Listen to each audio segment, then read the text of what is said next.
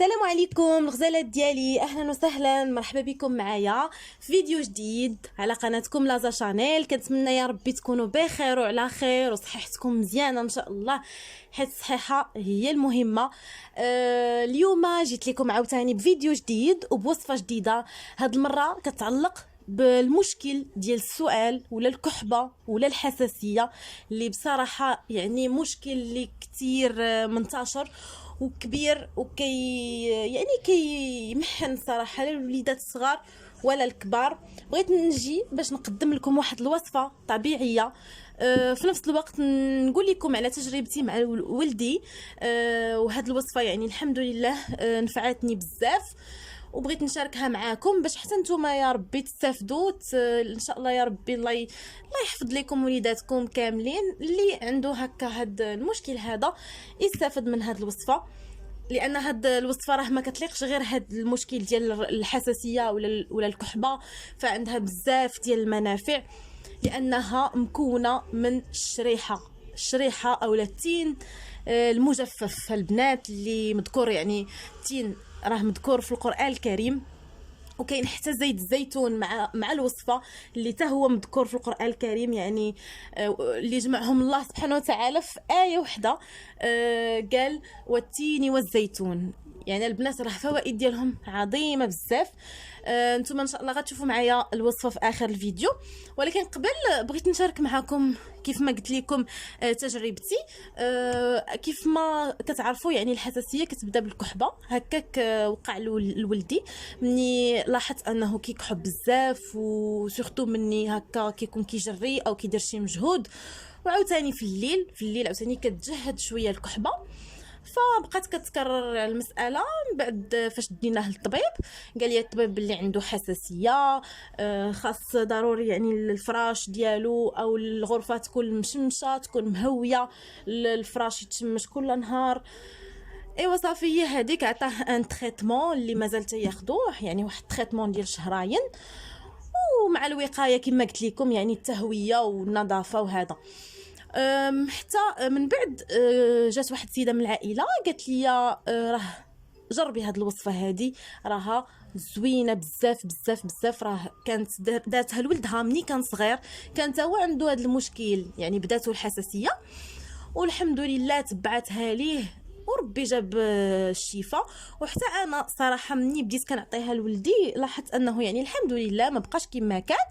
هو مازال تياخذ الدواء ضروري، ولكن الحمد لله يعني الحاله ديالو تحسنات، وحتى الشهيه ديالو الحمد لله ولات مفتوحه مزيان.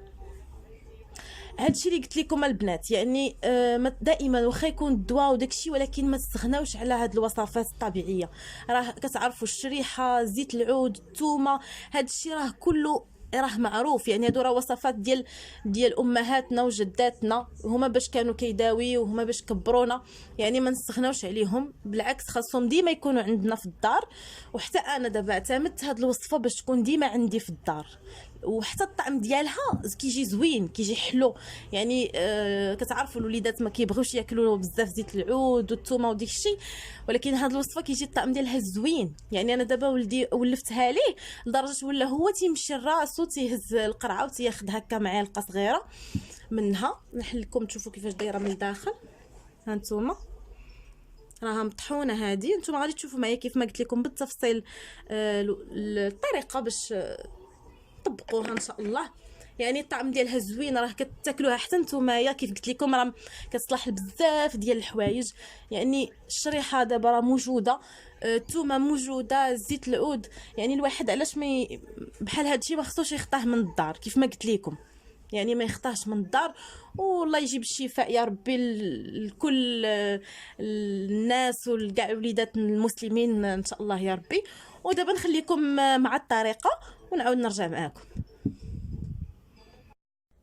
هنا البنات غادي نحتاجوا واحد الكميه ديال الشريحه على حسب الرغبه، على حسب الكميه اللي بغيتو توجدوا. يعني من الاحسن تبقاو ما توجدوش واحد الكميه كبيره بزاف، فكل مره عاودوا وجدوها، يعني ديروا الكميه ديال اسبوع ولا جوج الاسابيع.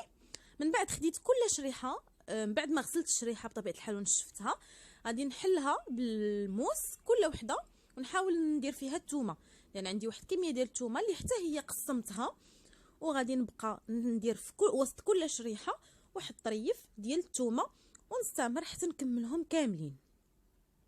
من بعد البنات مني كملتهم كاملين غادي نجيب واحد الكسكاس وغادي نديرهم فيه يتبخروا ونستفهم بهذا الشكل هذا. من بعد غادي نحطهم كيف قلت لكم يتبخروا، ومن بعد ما تبخروا كيوليو على هذا الشكل هذا، يعني كتصبح ديك الشريحه طايبه. غنحاول انني نطحنها، نتوما طحنوها باش يعني باي حاجه عندكم. انا غنستعمل فقط هاد الماكينه هذه ديال اليد وغادي ندوزها فيها باش تعجن، لانها بديك الطريقه كتجي اسهل، يعني الوليدات كيقدروا ياكلوها حتى نتوما كتجيكم زوينه. ها هي دابا من بعد ما طحنتها غنضيف لها واحد المعلقه كبيره ديال العسل طبيعي او العسل الحر من الاحسن. المهم يكون عسل نحل طبيعي من الاحسن، كيكون يعني صحي.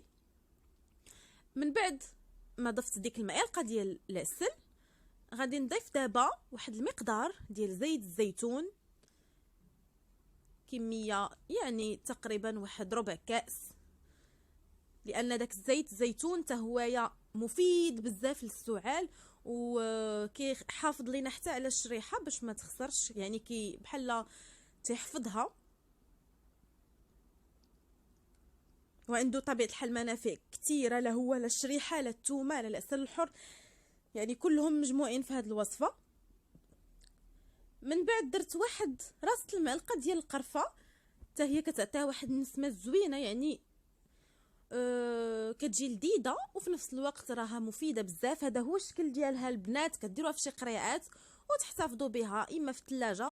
اذا هذه هي الطريقه كيف ما شفتوا معايا البنات، يعني راها سهله بزاف. فهكا ديروا الكميه اللي غادي تكفاكم واحد الاسبوع ولا جوج الاسابيع. دابا انا راه ما دايراهاش كاع في الثلاجه، راه دايراها غير على برا، حيت دابا الحال بارد، يعني ما كتخسر، ما كتوقع لها حتى شي حاجه، بالعكس طعمها زوين، والله الا زوين، كتجي بحال شي كونفيتور، يعني نتوما تاكلوها بكل سهوله. وخلاص الوليدات الا ولفتوهم عليها راه غادي تعجبهم، مع فيها ديك العسل ومن السبب ديك القرفه ما كتبانش كاع واش فيها هذيك الكميه كامله اللي استعملنا ديال الثومه. غير جربوها ان شاء الله غادي تعجبكم بزاف. وقبل ما نسد الفيديو البنات بغيت نشارك معكم بعض النصائح للوليدات اللي عندهم مشكل الحساسيه، نصائح اللي عطاهم لي الطبيب، بغيتكم حتى نتوما تستافدوا منهم ان شاء الله. بالنسبه هضرنا على النقطه ديال النظافه والتهويه وداك الشيء، هضرنا على هذه النقطه. ضروري يعني التشماس ديما تكون هكا الغرفه ديال الوليدات معرضه للشمس، الفراش ديالهم حتى هو يتشمس. الا لقيتو كاع تفاداو هكا المانط، ديروا مثلا غير كوفرلي، لان كوفرلي ما تيمصش بزاف هذوك الميكروبات وداك الشيء بحال المانطه. وحتى الزرابي يعني دائما التنظيف ديالهم، هذه من الجانب الوقائي. ثاني نقطه هي التغذيه، لان التغذيه عندها دور كبير بزاف في العلاج. كيف ما قال لي الطبيب، الا كنتي غتبقاي تعطي الوليد داكشي ديال الزنقه وداكشي بواحد الدرجه كبيره، راه بحال كنكبوا الماء في الرمله. يعني على الاقل حاولوا تنقصوا ليهم داكشي ديال الزنقه، المعلبات هكا لي شيبس وداكشي. ما نقول لكمش حيدوه 100% حيت صعيب مع الوليدات الصغار، يعني راه الله يحسن العوان، راه حنا عندنا ويعني كنشوفوهم اش كيديروا على داكشي، ولكن على الاقل نحاولوا نقصوا ليهم، نحاولوا نعوضوهم على الماكله الطبيعيه، على الديسير، على الفواكه، على الخضر. يعني داكشي مساله ديال الدور، يعني ديالنا حنا نحاولوا نعوضوهم، صايبوا لهم هكا شي شهيوات يكونوا طبيعيين وهكا يتعوضوا على الخضر وداكشي باش نساعدوهم ان الجسم يعني تكون فيه ديك المناعه الطبيعيه ديالو. وان شاء الله يا ربي يجيب الله الشفاء. والماء حتى هوايا، يعني ما نساوش الماء، نشربوا الماء مزيان مزيان مزيان بزاف، وما يكون غير الخير. نتمنوا الشفاء يا ربي لجميع الوليدات وجميع الناس، جميع المسلمين يا ربي، والهلا يوريكم باس في وليداتكم. وصافي البنات، الا عجبتكم الوصفه فما تبخلوش عليا باللايكات وبارطاجيوها حتى نتوما باش تعم الفائده ان شاء الله واستافدوا ناس اخرين. وصافي البنات، هنا نسالي معكم الفيديو على امل لقائكم ان شاء الله في فيديو مقبل. تهلاو ليا في روسكم والسلام عليكم. إلا عجبكم الفيديو ما تنساوش تشتركوا في القناه وتضغطوا على زر الاعجاب وتفعلوا الجرس باش يوصلكم كل جديد.